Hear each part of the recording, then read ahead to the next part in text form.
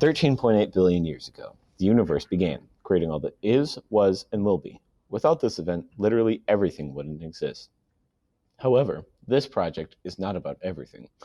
The USSR is the main focus of this project. Not only did the particles created in this time create everything in the USSR, the atomic forces affected the USSR extremely. The forces of radiation made the Cold War, and by extent, much of modern history possible. Now left Stalin, and let us get on to the formation of the Earth.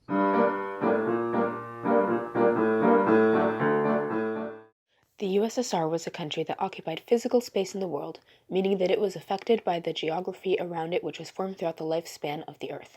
The USSR occupied the largest land area on Earth, which can be divided into the tundra, taiga, plains, arid, and mountain zones. One important feature is the Ural Mountains, which separate Europe from Asia. Geography affected the USSR in several ways. The Northern European plain is a flat stretch of land through which the USSR had been attempted to be invaded multiple times. For this reason, the USSR constantly pushed to form a natural land border somewhere in Europe.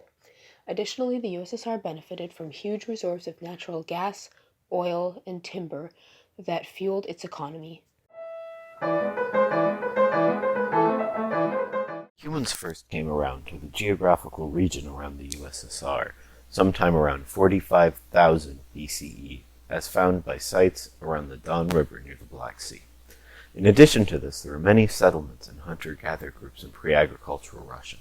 Scientists know this due to many things, including various artifacts found in the area of the USSR dated to pre-agricultural times.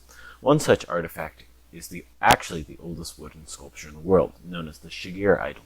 The Shigir idol dates back 11,000 years ago, predating the pyramids by thousands of years. Many of these settlements were clustered around both rivers and the foothills of the Caucasus Mountains in present-day Georgia, Armenia, Azerbaijan, and part of Russia. Many of these settlements predate many of the settlements in most of Europe and even parts of Asia. However, as the settlements spread and collective learning increased, agriculture eventually arrived.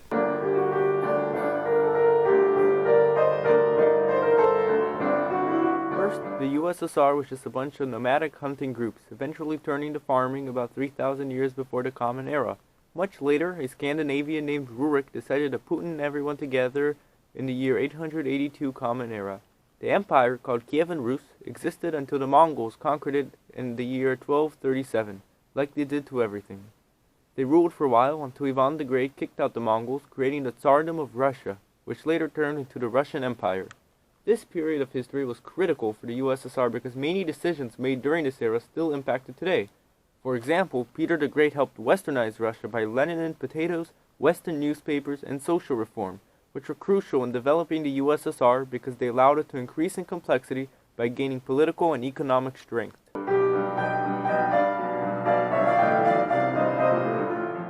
As the world was industrializing, tension between social classes erupted into revolutions that culminated in the many revolutions of 1848. With all this social upheaval, a new political term was being thrown around, the term communist. A prominent member of the Communist League in London was told to create a short pamphlet summarizing the actual views behind the communist ideology. His name was Karl Marx. Karl Marx and his friend Friedrich Engels, over their lifetimes, wrote texts that developed on the ideology of communism and created the subtype of communism called Marxism. In the late 1900s, there was much struggle in the Tsardom of Russia, and a certain man was exiled for his role in organizing during these revolutions. His name was Vladimir Ilyich Ulyanov Lenin, who built on Karl Marx's Marxism, made his mark on history, creating what would become the official state ideology of the Soviet Union, Marxist-Leninism.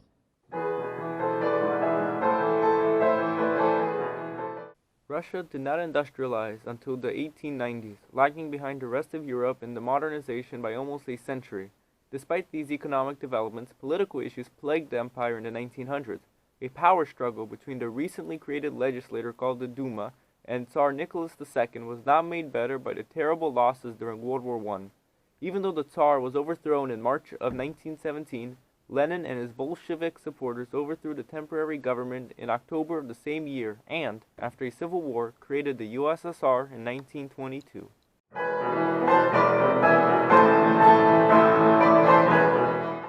The fall of the Soviet Union had a great impact on global politics and economy, which continues today. For one thing, the power vacuum allowed for a rise in corruption and organized crime, such as the mafia in Russia, which can still be seen today. Additionally, it destabilized the economies of many Eastern European countries, such as Ukraine, Estonia, Latvia, Lithuania, and Belarus. Finally, the power vacuum allowed the U.S. to emerge as the new global superpower.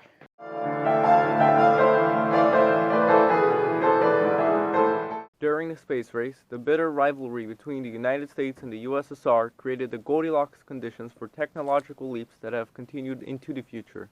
Technologies such as GPS, internet, LEDs, memory foam, and wireless communication would not have been possible without the space race. Additionally, Igor Sikorsky, a Soviet engineer who fled to the US, created the Sikorsky Company, which today is developing advanced military aircraft, showing how long the technological advancements started in the USSR will last into the future.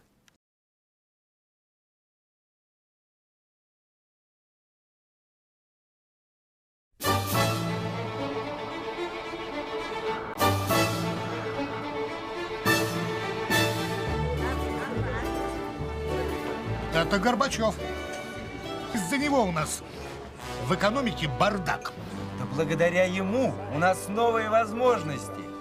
Это из-за него у нас политическая нестабильность. Да благодаря ему у нас свобода. Да благодаря ему у нас есть писахат. За Горбачева! За Горбачева! За Горбачева! За Горбачева! Sometimes nothing brings people together like a nice hot pizza from Pizza Hut.